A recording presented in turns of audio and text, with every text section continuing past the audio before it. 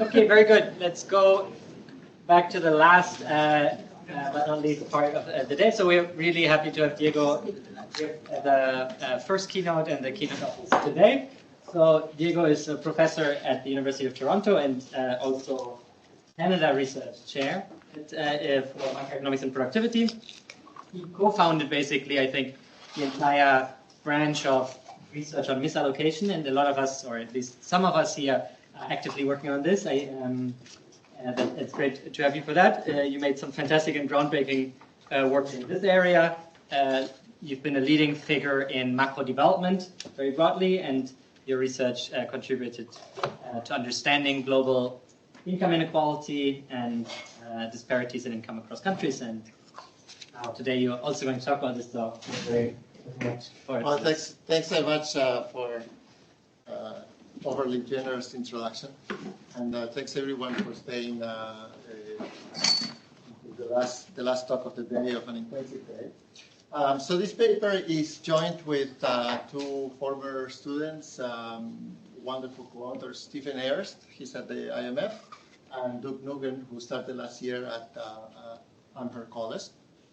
And so the paper is about productivity across countries, aggregate productivity. So we know that. We have to turn it on the slide.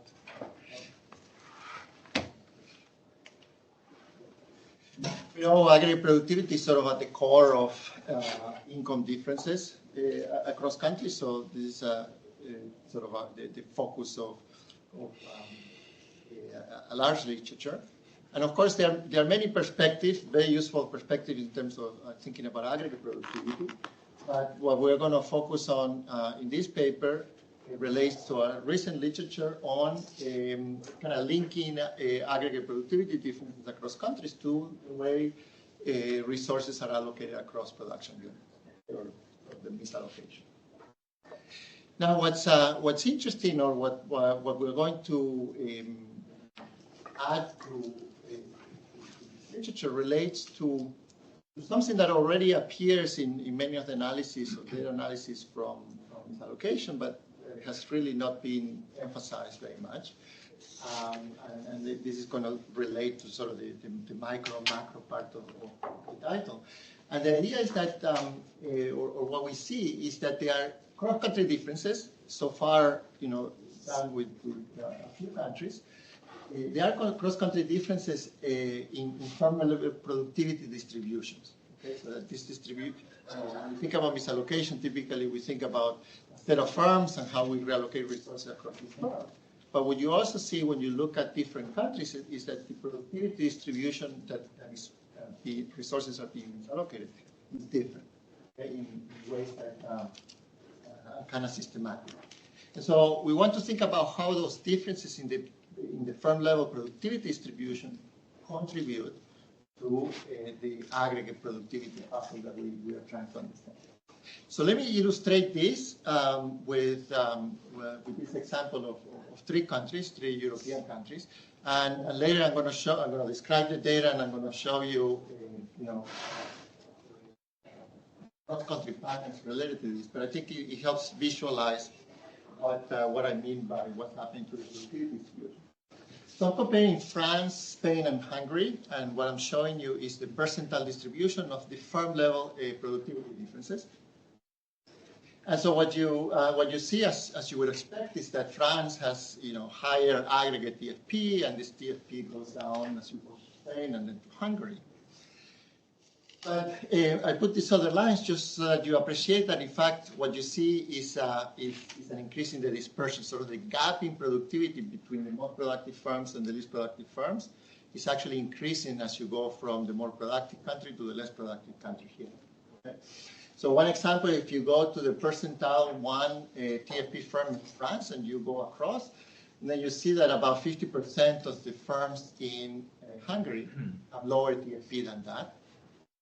Whereas the differences at the top are much smaller. So take the percentile 99 firm in Hungary, and you go across less than 20% of the firms in France have higher productivity. Okay? So you see that there's an increasing dispersion in the productivity gaps as you go to the less productive countries. And this is mostly reflecting, in these cases, a higher prevalence of low productivity. So this evidence, what kind of motivates two questions that we're going to try to address in this paper. One is how important are these differences in firm-level productivity distribution in terms of accounting for aggregate productivity and obviously income per capita? And then what drives these differences? Okay. So the approach we are going to take in this paper is to, it's going to be somewhat narrow, but we have to learn something. But we're going to link these differences in the productivity distribution to the same policies and institutions that we often think about that are causing this misallocation of resources. There could be other factors that affect the BNP distribution, but we're going to focus on this factor. And the motivation for this, for why we think misallocation is connected to changes in the productivity distribution, is that when you look at empirical evidence of policy reforms that are often used to kind of think about how misallocation changes when these reforms are implemented, you find that often these reforms generate reductions in misallocation. Many of them are like trade policies, sometimes also industrial policies. But you see that these reductions in misallocation are often, they come together with big effects on the selection of firms that are operating and the type of technologies that the firms are using. And so to answer these questions, we're going to do three things.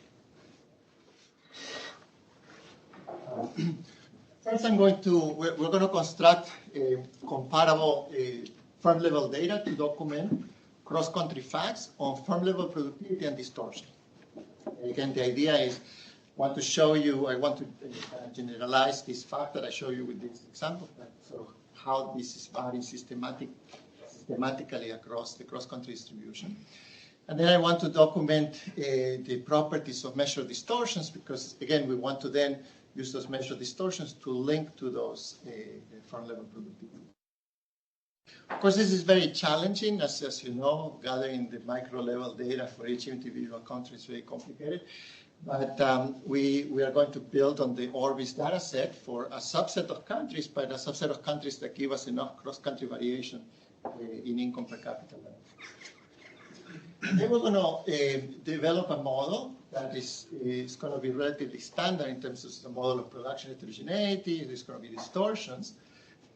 But the idea is that this framework will be extended to include decisions on the operation of firms, so we can talk about selection, and on what we call productivity enhancement investments, so that we can talk about technology. We want to think about this in a very parsimonious, general way.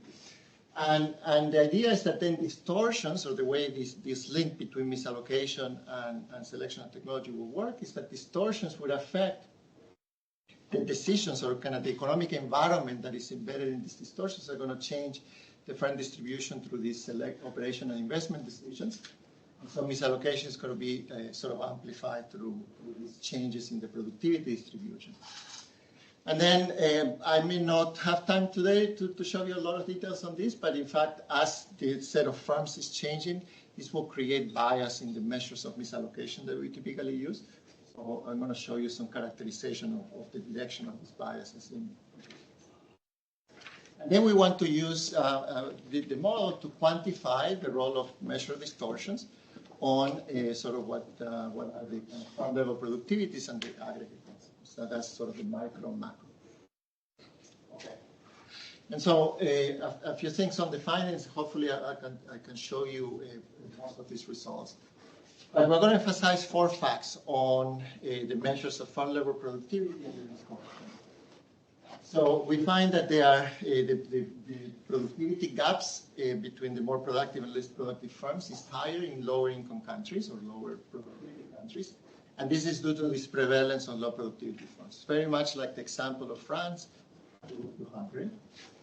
And then regarding distortions, we're going to show you that not only we have more distortion in market or wedges, but the key difference in distortions that we see between the more advanced economies and the lower income countries is that these distortions are due to the fact that the distortions are highly correlated to productivity. So there's a high elasticity of distortions to firm level productivity. Or in the flip side is that employment is less connected, or input of the firm are less connected to GDP or productivity in the less developed economies. And then we're going to use the model to quantify this effect of the measured distortion. We find that the differences in aggregate productivity that the model generates are very large. So about half of the variation that we find in the cross-country data. And interestingly, the impact of the change in the firm level productivity distribution is going to account for a big chunk of the overall productivity loss, 56%. And this is about a quarter of allocative efficiency. I'll make this specifically why allocative efficiency only captures one portion of this. But the bottom line is that these shift in productivity distributions are very important to sort of quantify the aggregate effects, the aggregate productivity effects of these distortions. And even it has impact in the way we think about allocative efficiency. Static misallocation still is an important component, but it's substantially amplified by this other channel. So let me go straight to tell you a little bit about the data. So we construct this firm level data set using Orbis. Now, Orbis is based on kind of financial reporting and has lots of countries, but many of these samples are really not that great in terms of being representative of the firms in the countries. So we use a subset of countries for which we think representativeness is good. And we're going to focus on the period between 2000 and 2019. This data set has improved over time, and so we think going farther back to 2000 is iffy, and we're trying to avoid the pandemic. We're focusing, everything I'm going to show you is for manufacturing firms, just so that this help us make comparisons with some papers in the literature, but everything I'm going to say applies if we use all the firms. Yeah. So Diego, I'm wondering how you deal with selection, or more specifically, different selection across countries. So if it is, for instance, the case that in Germany you observe the whole firm distribution, or in India you only observe the top firms, then when you compare, it's kind of an unfair comparison, right? No, in that sense, we're using countries for which we think the firms in the data set represent the firms in the countries, and I think the only thing that this will miss will be informality, okay, which not be captured. But I would think that in that regard, then the facts I'm going to show you are going to be even stronger than what I'm saying. But selection. So this is selection in terms of what sample do we have. Now, the model is going to be there precisely to organize the quantification in terms of the selection that occurs because distortions are affecting the incentives for different firms to operate. And that part is going to be the key essence of the model. But for sure, if we are a country where Orbis only captures firms with more than 200 workers, because that's the financial reporting, that's not a country we want to use.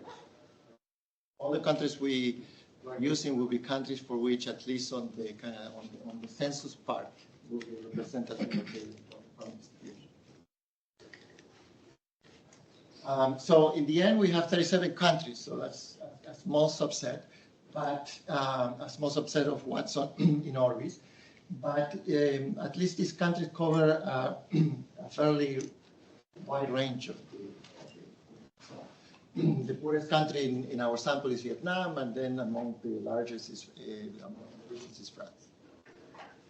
So for instance, the US sample is not very good, right? And so that's why we don't.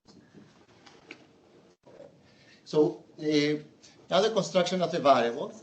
We're going to construct these variables based on a model-based construct, and I'll explain the model in a second, but the model is going to be an OpenHigh-style production heterogeneity framework that is based on producing a homogeneous good and firm size being determined by decreasing returns to scale in production. So my measure of productivity at the firm level is going to be production function that we're going to focus on the model, which is output, a measure of output, and a measure of an input to the decreasing returns. Okay. So N is going to be labor in our case. Now the wedge, or the distortion, firm phases, it's going to be the object that in the absence of distortion should equalize across firm. In this setting, a measure should be output per unit of input, in this case, output per. So we use as output operating revenue or sales, and then employment as the number of employees. And we residualize this, unlike in the figure, yeah. So this, I don't know how all this data is collected, but like for comparisons of misallocation measures across countries, it's been pointed out that the measurement error could be an issue if different data agencies put in different degrees of care in cleaning these data.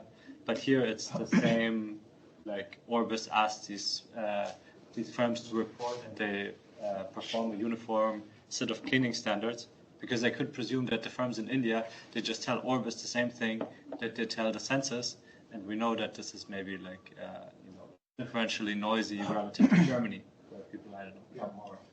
It could be. We're not going to abstract from that. These two approaches, you could say, if you're worried about measurement error, you could try to remove it from the data.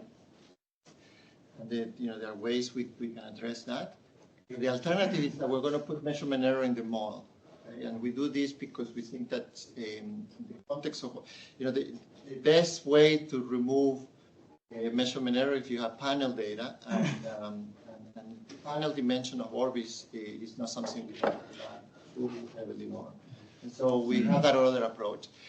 And I actually found that interesting that I think that's the main concern people have. And actually, in terms of the biases that I will talk about, the biases that are embedded in measures of distortions when the set of firms and the type of technology that we use changes, those are going to be more important. In particular, selection is going to be a more important factor.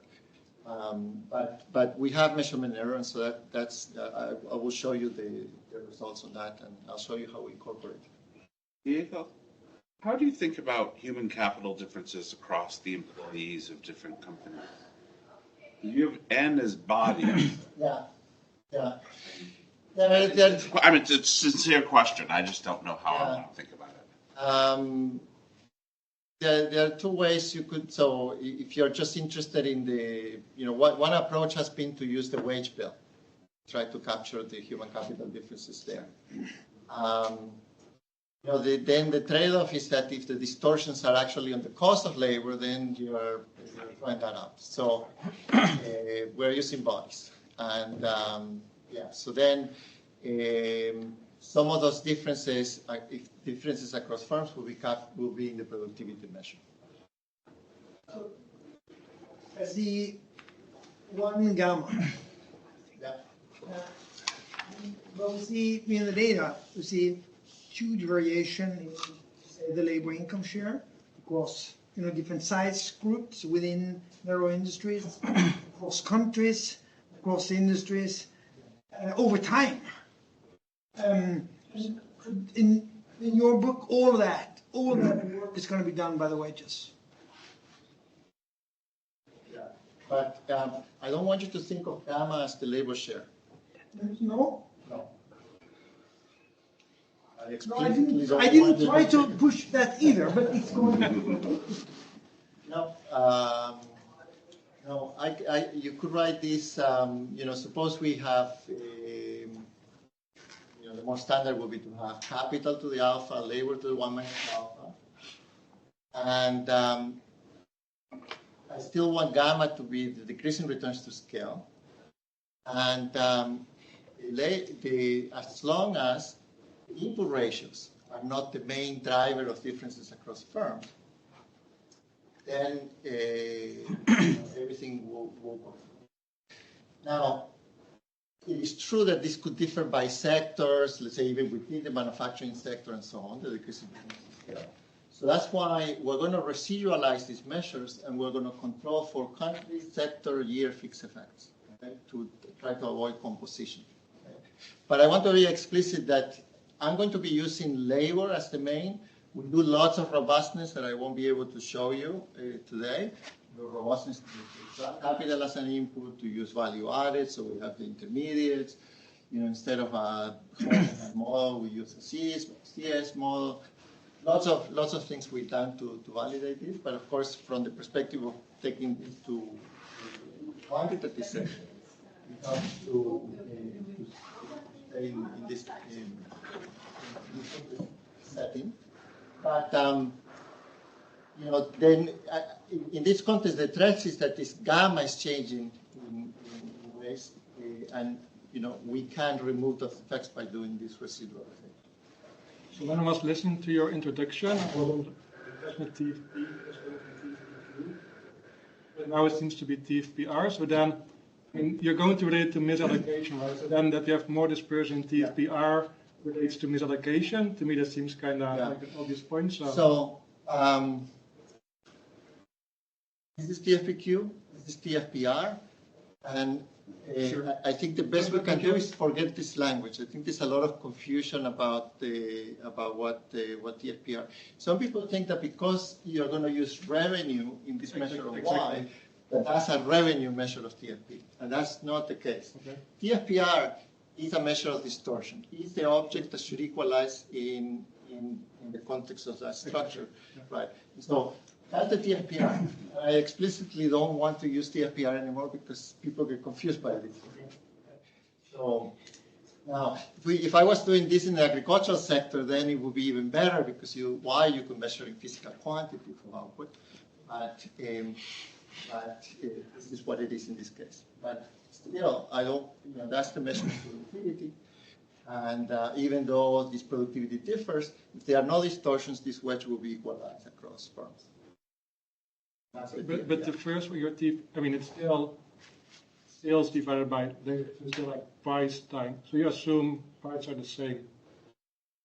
Yeah, in the model they produce the same goods, so exactly. Yeah. Okay, sure. Yeah. But then the data prices might be. Yeah, if you think that the distortions are there, then of course the measure of TFP will be affected by that. Yeah. I think in development that's not the main driver. In fact, it will be easier for us to connect. The biggest challenge in this literature is what are these wedges, and if we could find that in the prices, then it will be a lot easier to work. But ultimately, what this tells you, even with that, you still need differences in this wedge to rationalize the fact that some firms that are very productive are choosing low inputs. So that's what that's captured. Okay. Okay, so those are the variables. Lots of limitations, obviously, but then we can ask what. And so what these measures that I'm going to show you on inequality are different from what I showed you before. Before I kept the levels just so that I could talk about France and Hungary in this percentile distribution. Now I kind of residualize these measures. So I'm showing you now different dispersion measures of the firm level productivity distribution. So in the left panel is the standard deviation of log of the firm level productivity, and the other two are the interquantile and interdecile ratios. And you see that just as in the case of France to Hungary, the productivity gaps are much larger in the less developed economies. And then the other that I show you with that illustration was that this is a fanning out of the productivity distribution at the bottom. So it's the prevalence of low productivity firms. So this graph is trying to show you that if you look at the percentile 99 firms that these gaps are getting larger and larger as you compare to the low productivity parts of the distribution. So that's about the productivity distribution. In terms of the dispersion measure of distortions, this is the typical one that is emphasized in the literature, which is about dispersion in marginal products, so dispersion in these wedges. And so you can see that they are different across the productivity distribution. So in all these graphs, what I'm showing you, I'm organizing the countries by aggregate labor productivity, so that's how they're there. But the key from the micro data is what the dispersion on those are.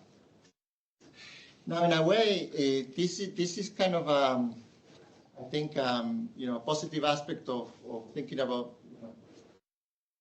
showing this idea of misallocation was just to promote this dispersion in marginal products as a way of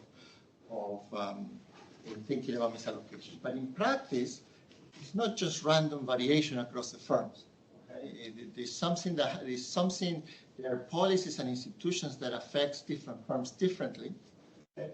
So what is actually more natural, and I'm going to show you a stylized version of misallocation in a second, but what you see is that these wedges are not just random variation across firms, that they are systematically related to the productivity of the firm. And what this is showing you is that this is the relationship of the firm-level distortion measure to the productivity of the firms, and it's showing you the elasticity coefficient of the measures across countries. And you see that the distortions affect the more productive firms a lot more in the less developed economies compared to the advanced economies. Now, the flip side of this, because we're using we don't have direct measures of the distortions, this is all indirect. But the more direct observation is to see how employment, how input should correlate to the productivity of the firms. Because the standard theory tells you that the more productive firm should scale up a lot more so that the marginal products are equalized across the different firms. But here, the elasticity of wedge to TFP is positive even in high-income countries, right? Isn't that surprising? It is, yes. And part of my bias of this particular metric is going to suggest that in countries where there's a lot of selection of the firms operating, that elasticity will be high. And what our model is going to generate is that there's way more selection of firms in the developed economies, the advanced economies. So in fact, I'll show you that the policy or the true policy correlation that you would need between distortions and productivity is going to be much smaller for the developed economies, whereas for the advanced economy, whereas for the poorer economies, those elasticities will more closely represent that, precisely because not economy is not. Let me get to that. But so it is related, and it's true that there is variation, and it's sort of surprising. And in the high-income economies, you still find a relatively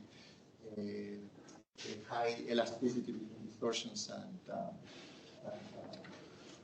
productivity. So there are papers, and I think you have a paper on that says that higher, this correlation between wedges and TFP could come from size-dependent policies. Do you have a sense if I measure size-dependent policies across these different countries, if that would correlate with that? That's a tough question, because I think that's one of the areas that is most difficult about this literature, is exactly connecting where these wedges are coming from. It's a very important issue, because if we think about how we should policy, it would be a lot easier if we know exactly what were the drivers of these distortions.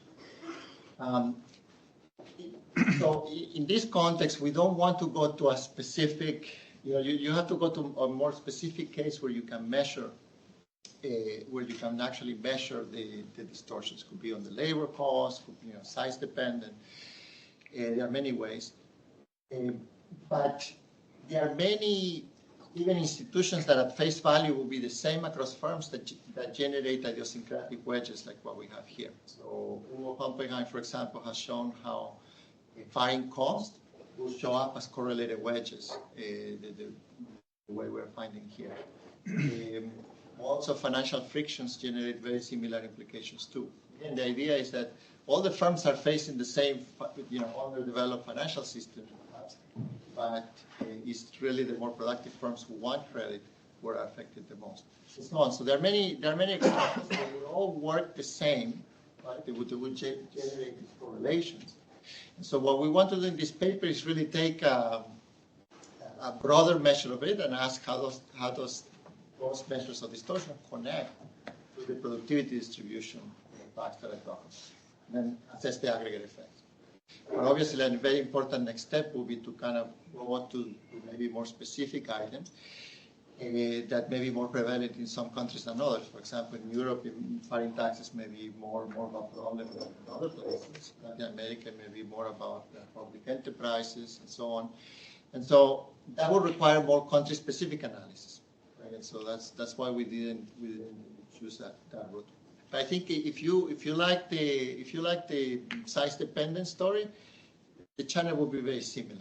This is something that is going to constrain the size of the productive firms and effectively becomes a tax to being productive, right? And so there are many ways to think about this. Beyond, for instance, has a recent paper that looks at how the extra taxes that large firms pay in France, how that affects the innovative activity of firms. So I think it will operate in a similar manner. Okay. Now, just before I go on to the model, I wanted to show you this picture precisely sort of to fight this idea that this is just random variation in marginal products. This is a stylized view of misallocations. You have some data set, those are the blue dots. You have firm level productivity, and then you know their size. And then you look at that relative to kind of your well-established theory of firm size. That's the red line. And you say there's something odd with this economy, right? That's the misallocation. So this is more or less what I show you is that in the less developed economies, it's not just the overall dispersion in marginal products that is implicit in here, right? But it's the fact that there is a much less systematic relationship between firm size and productivity. Right? That's the kind of the flatter. And so if I wanted to kind of rationalize this data set in a simple manner, I would think that the distortions have two components. One is that there's something that correlates this think about it as a tax that apply a progressive tax that affects more productive firms more, and that kind of flattens the relationship between size and productivity, right? And it will capture that. And then there's something that is more random, that some firms have more employment than others for whatever reason, access to resources, etc. And that creates the cloud. Okay? And that's going. The thinking is going to be the way I want to think about implementing, capturing these distortions in the context of the model. I want to parameterize. The other thing that I want to suggest is that when you have this data set, it will be possible for us to know what should be the productivity distribution in this economy, right? What should be the set of firms that our data set you have? If somehow the economic environment was different, where the firms will be more closely aligned to the red line. If you think about it, is that maybe some of these firms that are up here taking up a lot of employment, maybe they will disappear in an environment where they will be tiny, and then they have to pay certain fixed operation costs. Okay? So that will be one way in which the set of productive units will be changed as I change the economic environment. And similarly, if you think about the profits of those firms at the top, that should be much larger, and they should be earning a lot of much higher profits. In a different environment, maybe those firms will be upgrading their technology. Maybe multinationals will be operating in countries. So the whole productivity distribution could be actually shifted as I change that environment. But it's hard to do it if you're just restricting your analysis to the data you have at hand. You need to think about what the productivity distribution would be if the environment was different. Okay? That's why our model is useful in this context. Of course, empirically, you could do a reform, like I mentioned these other studies. In a reform, you can see how the productivity changes on the ground. But absent the reform and the actual micro data to follow the firms, and you have to rely on the model just to see how the productivity distribution will respond to the change in the economic environment. I was sort of wondering about allocation of the most productive workers to firms. So since you're looking at bodies and not quality of labor, so I could imagine if you adjust for quality of labor, you would flatten the curve in more in these higher income, more productive places because they have a better sorting of higher. Yeah, that's a challenging one. Yeah, when you have heterogeneity both on the workers and the firm, that's very challenging in terms of thinking about that production function. People like Kircher and Eckhout and this work that is being done there, but it's a challenging area. And in theory, a lot of things could happen there, so I don't want to venture in terms of how this will affect some countries and others. So I feel like if you did it for like wage bills rather than bodies and it looked similar, I think that would probably be sort of first order show that. Yeah, so that's Xi'an Clino would be the one example that. So we have China and India here, so our numbers are very similar to theirs. Okay. Let me tell you a little bit about the model, and then I have to show you. The model is very standard, so I'm going to be quick on this so I can show you as many results as possible. But production heterogeneity with distortions, and we're going to then add this investment decision to enhance productivity and selection. I'll tell you how that's going to work. We're going to then these decisions are going to happen as firms are born, so everything is going to be very simple in terms of the dynamics, and we're going to focus on a stationary competitive. And the key elements is to describe the technology and some of the questions that came for productivity. So the way we're going to think about productivity of the firm, so now I'm kind of separating that productivity of the firm into, you see two components there. The V is going to be a random productivity component that is realized after production decisions happen. Okay, so this is and then this productivity is a permanent component that is part of a decision of the firm. So to attain this productivity, a firm is going to incur a cost. Okay, it's going to be a public cost that is going to depend on an ability or an innovation ability or an ability of the entrepreneur that is drawn from some distribution. So if you think about the standard model, typically in Oppenheimer or Lucas, you're just drawing directly from an exogenous distribution instead, and that's the end of it. Right? Here will be the same. If there are no distortions, then there is a distribution of abilities that will map into a distribution of productivities, and everything will be the same. The key is that with distortions, then the incentives for the mapping from the ability distribution to productivity is going to change. And addition is going to change because firms will be making different decisions about. So when you know the distortion, your individual distortion, before you make this decision. Yes, exactly. So it's a way to. It's a way to implement this idea that as the economic environment is going to change the incentive for firms to operate, right? Because profits are changing, so you're comparing profits to cost. And then it's also going to change the investments that firms make.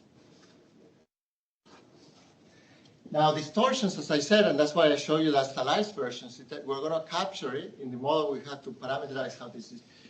When you do misallocation, if you're just interested in the static one, you can just go from the blue dots to the red and calculate what the aggregate productivity effect of that would be. Right? You could do it from that. But here we need to parameterize this so that we can implement the changes. But this specification captures the idea of what we see empirically is that you have these two sources of misallocation is how the employment is aligned or not to the productivity of the firm. And that's going to be the raw. The raw parameter is going to then help rationalize the average employment that firms make across the productivity distribution. And then there's going to be a random component that then creates the cloud. Okay? So the relationship between employment and productivity is going to be captured by this parameterization. Okay. So that's it. And then you can characterize, of course, the profits of the firms given a particular productivity. And in this part, the standards, so kind of employment will react. If there were no distortions, of course, there should be a tight relationship between productivity and employment, but then the taus are going to handle that in the way I described before in the data. But so you can calculate the value of the firm and then characterize the decision of both the technologies that the firms are going to hire, given the convex cost that I talked about, and then the adoption, the sort of whether the firms operate on it. Okay. So that part is all standard. Now, before I show you the calibration, I just wanted to say that we'll also do it in the paper. We characterize kind of the measures of both distortions and productivity. But I just wanted to show you that if you just focus on kind of the facts on productivity that I showed you before about increased dispersion, and of course, technology and selection would affect that, and I'll specify this in a second. But also mismeasurement, because the way I measure TFP and distortions use the same output measure and the input, and because the output shock affects the shock affects output but not the inputs, then it's going to create a mechanical relationship between TFP and distortions, and it's going to affect dispersion in TFP. So, that part is going to be there, and then obviously it's how important that is quantitative. The other thing is that if you just think about technology, distortions, and I mentioned the biggest component of that is this correlated component of distortion.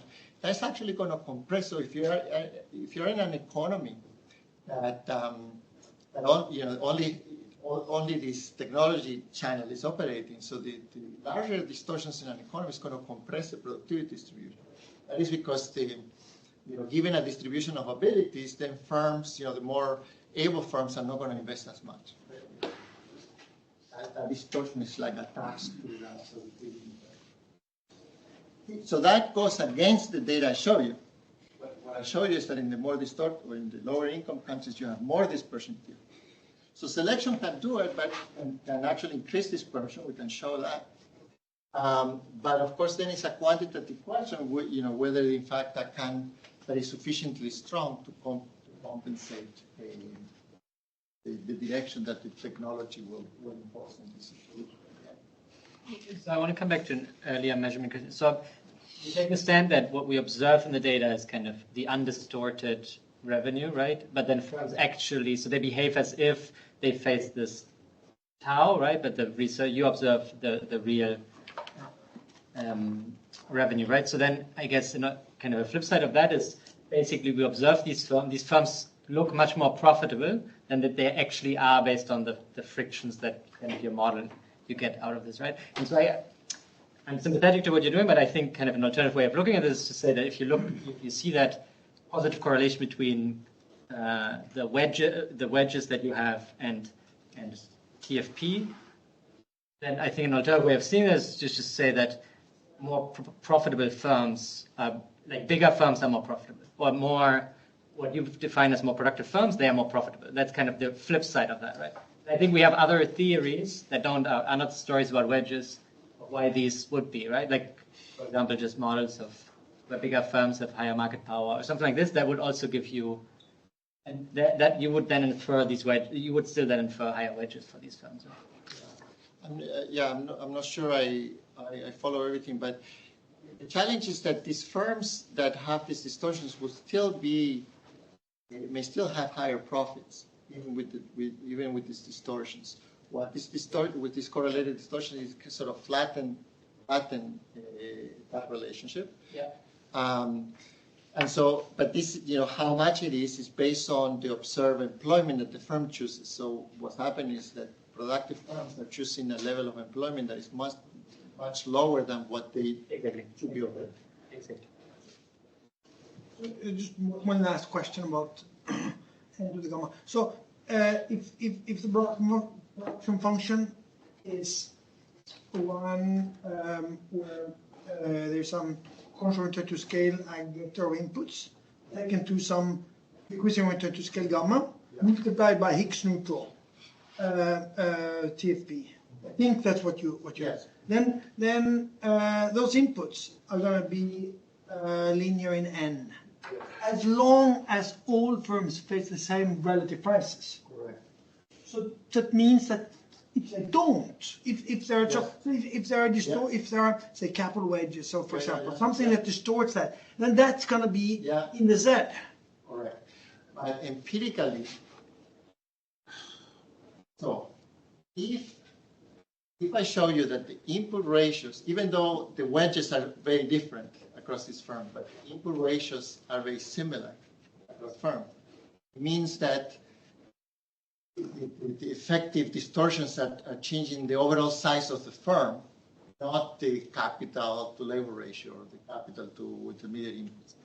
What you find in the data is the biggest generator of the distortion on size is the overall size of the firm, not the input ratios. Discuss that. She and Clino have a section where they did exactly this. They say, what if I think what the concern here is that it could be that these distortions could be reflecting factor share differences, and I think that's what you had in mind. So they do. If it's about the input ratios, you could say, well, suppose that's all technological, right? And this is the way she and Clino implemented, is that you basically look at the capital labor ratios and you say, well, I'm gonna say that the shares are different for whatever reason, and then they recalculate the gain, kind of throwing that out. And what they found is that the relocation gains were nearly as large as what they were doing. So the implication is that these input ratios are not that different across firms. That's not the main driver of the wedges. We found the same here when we extended this to include capital, intermediates.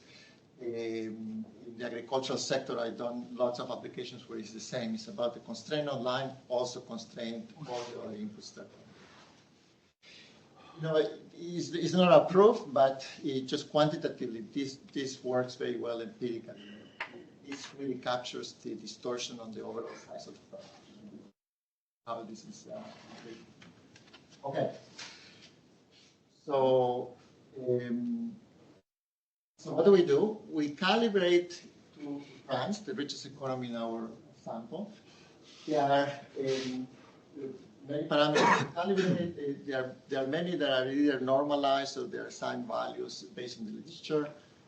Ask them in more detail, but I think those are quite standard. The key is that there are some parameters that are going to be very important to match kind of moments that relate to the distortions and the firm level productivity distribution that we need to restrict. Yes. So you said there's like this excess mass of small firms in poorer countries that is like an important driver of this dispersion. Yeah. Is your model like so if you hardwired like a particular story, for example, say it's difficult to hire for big firms, to hire these informal firms or hire these self-entrepreneurs, like if you made that story more concrete, is that like still captured by this more general model? Or like, should I think about this is supposed to capture anything that has that property that affects systematically more the more productive firms relative to unproductive. So if you go to a specific, quantitatively, it may be less impactful in the, generating what you see in the data. But the key is that there are many, many distortions that the literature has kind of emphasized. There's a list of things that people have studied in this dimension. They share this property. Right? And so we're kind of broadly capturing that. I think if you want to go this route that do a specific case, then you cannot do a cross-country analysis because the set of distortions that are damaging in the different that are kind of most damaging in the different countries are going to change. So you lose this power. So that's the trade-off that we have here. We don't want to make this a case of China and India versus the U.S. We want to think about this cross-country distribution as much as we can. But these distortions are capturing something that is very broad, commonly shared by the distortions that the literature has formed. Anyway, we can discuss it more, but I need to rush to show you some results. Now, I would say the moment that we use to restrict these parameters is are kind of neatly connected. So we obviously solve these parameters jointly on these moments, but you can see that the rho and sigma epsilon are going to be critical for characterizing the properties of distortion. So the moments will be like the dispersion overall of distortions and the elasticity distortions to productivity. And then, of course, both the kind of the mismeasurement part and the innovation are going to be related to both employment dispersion and TFP dispersion, and the cost of operation to pin down sort of the average size of the problem. So as for France, the model does well in capture this, so there's not much I can tell you. I guess one thing was interesting to the question you asked me earlier. So the moment that France has, that we're trying to match in terms of the elasticity of distortions, it's 0.76, seems very high. The actual rho that this model requires is 0.4, much smaller parameter. And the difference is the fact that not all firms that are in this productivity distribution, that are in this innovation of ability, would actually operate. So there's quite a bit of selection. And even though these distributions are all parameterized to be log normal, very, very stylized, it does very well in matching the actual productivity distribution.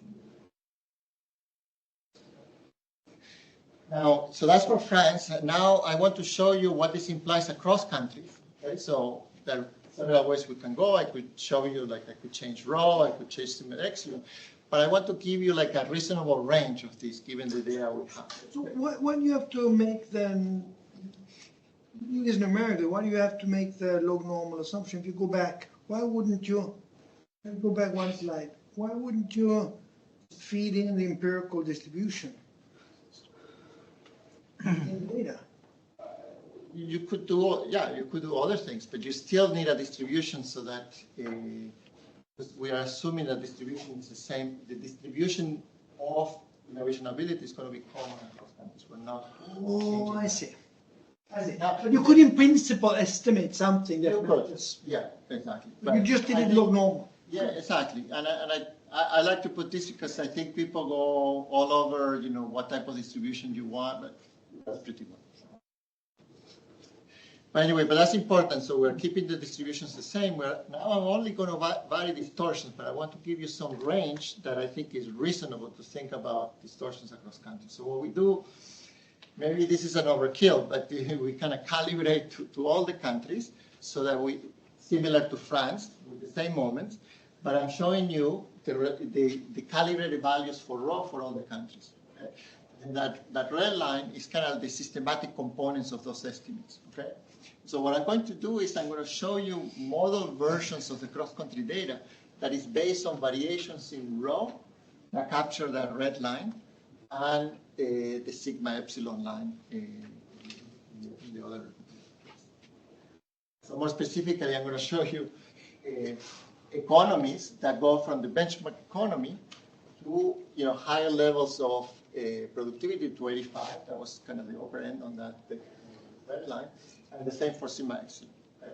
This is what I mean by I'm changing kind of the measure distortions in this very stylized way, and I'm going to overlay these model implied moments for the facts that I show you relative to the data. Okay? And then we can also explore. We didn't find a systematic relationship in terms of the sigma v, but we do find that it varies across countries. So I can show you what happens when we do it. So I only have 5 minutes, right? Or start late? Well, I talked out some minutes, so maybe 6.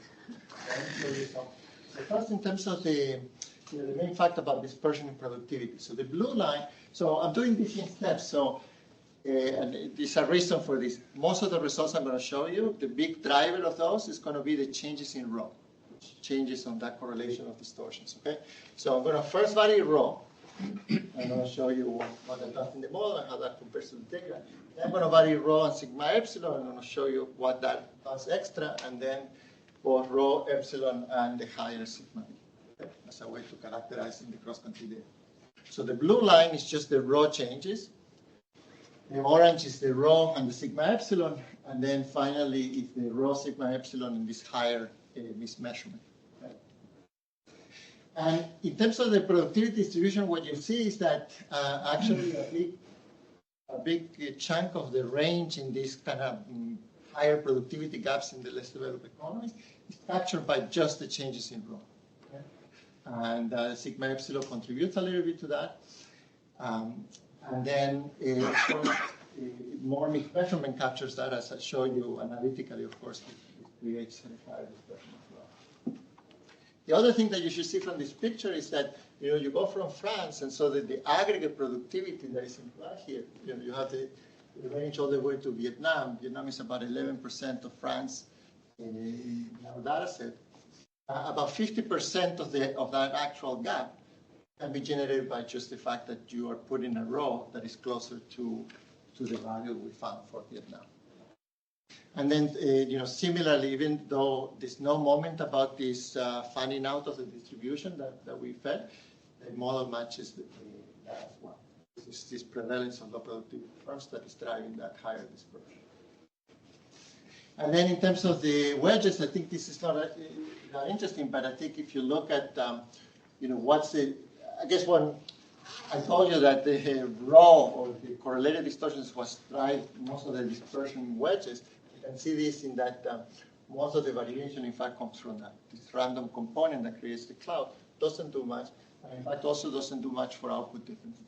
It's really the fact that you're moving resources from more productive firms to less productive firms. That's what's really damaging for aggregate productivity.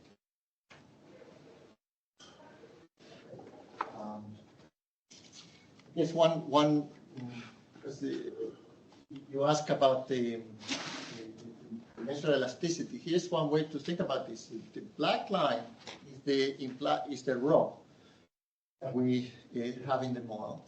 And then you can do things to see the source of bias on the empirical elasticity implied by the model when you have different channels. So just the technology, I talk about how that creates a negative bias.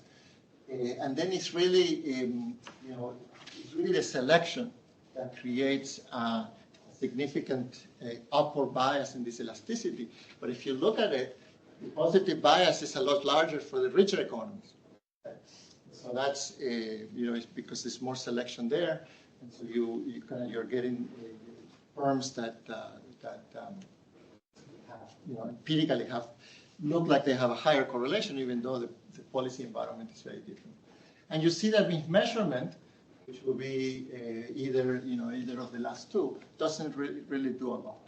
In principle, it may be important for some countries, but it's not something that is really driving most of the bias, at least in this metric.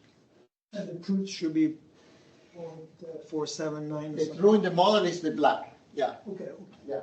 So in fact, it's the opposite of what, I think a lot of the time we think about measurement, we think about this and that as a way of saying maybe this is really not characterized in distortions.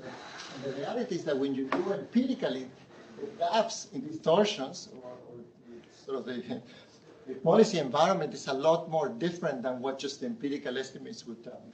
That's what the black line says. So the actual progressivity of the distortion is much steeper when you kind of take into account the fact that the sample of firms that you have in that economy is changing. The last thing I want to do, and hopefully the last minute I can show you that, is that I want to kind of close this and say how important is this for the aggregate loss? How important is selection technology for this relative to if we had just done a kind of a static exercise and calculated the productivity loss from allocation? So for this, I'm going to focus just on the change in raw, okay, but you can do it in another way. I'll show you that raw is the main driver of the variation, and so I'm going to decompose the channels. The key thing is that when you go, as I already alluded, when you go from raw from France to the value that we calibrate from Vietnam, there's a big loss in output, okay, and loss in productivity. And static misallocation is 44% of that. So it's what I said earlier, that this is still an important component. So it's the fact that resource, the employment is much less aligned to productivity, is really affecting productivity quite a bit.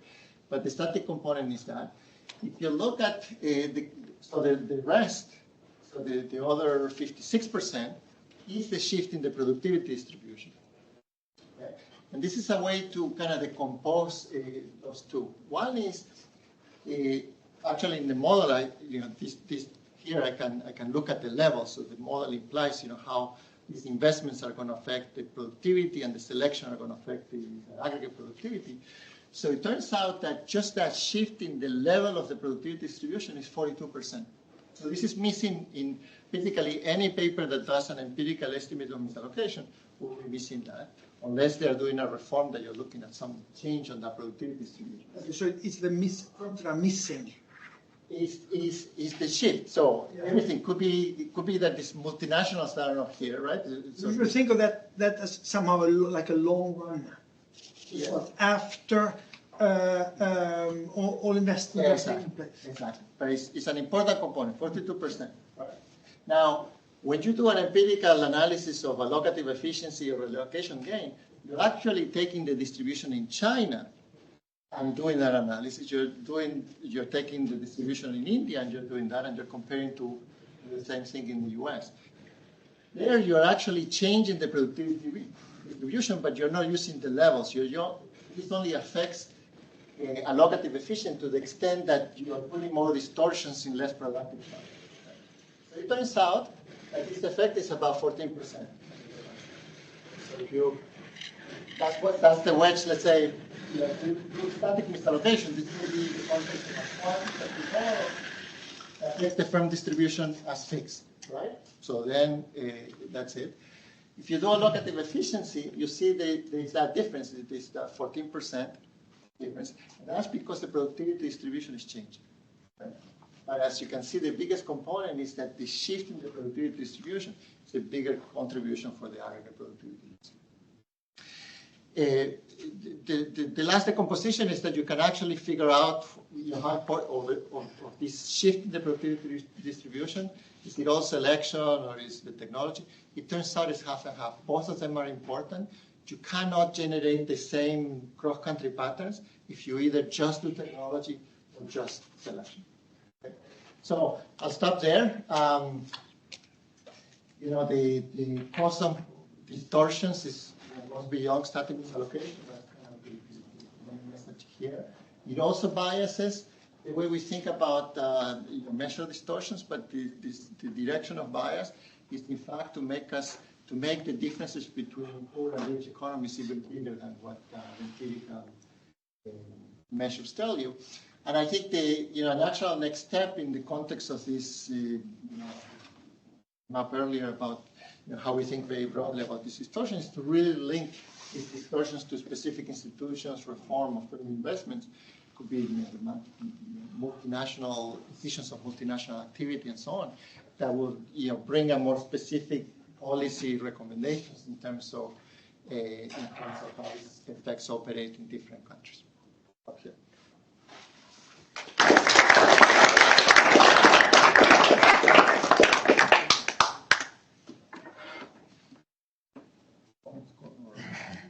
Yeah, I think we can still take one or two questions now. And then.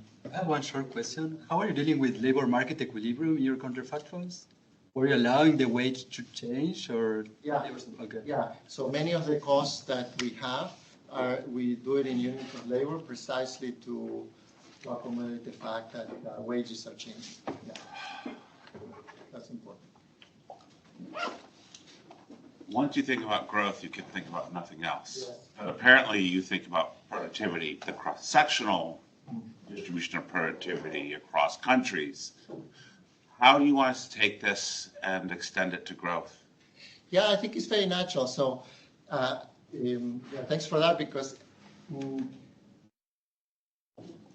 I think it's important. Here, I said this is narrow in the sense that this is a specific policy that is affecting the size of productive firms, right? Relative to unproductive firms. So take whatever policy that is as specific as you like, your favorite one. I want you to think that this affects growth. Now, in my setting, because cross countries is more about the adoption of technologies and the technologies that are being operated. That's why it's done this way. But if you really wanted to put it in growth terms, same idea, because this shift in the employment distribution across the productive firms will affect incentives to innovate, right? And so we'll have a very similar challenge. That's exactly the Philippe Aguillon's paper on kind of size-dependent policies applied to France and how this affects innovation and growth. So the economics works it's the same intuition. It's a misallocation, it's a tax on growth. I think for growth there will be other things. I don't want to say that this is, explains everything, but I think it's important that we understand that misallocation, at least when it's systematic in this way, is effectively a tax on growth. It's a tax on productivity, as I emphasize here, but it's a tax on growth. And I think there's a lot of work that we can do in that context, taking this beyond just the kind of shift in the productivity distribution to think about growth.